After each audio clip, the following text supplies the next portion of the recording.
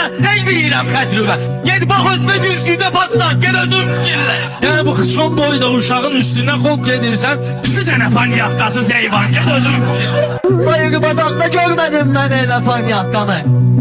Saxlamayırsan edə Bərkan, ged özün fikirlə. Kərbəlayı sən bu cür nə üz göstərdin qonağıma.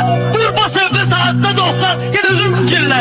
Seyit sənə mən özüm el vurmaram bilezərdən. Qapazı koyarlar sənə daldan gel özün fikirlə. Kərbəlayı Biləcəridə qapaz vurursan mənə. Sonra deyilər zilə qələ Türkan, ged özün fikirlə.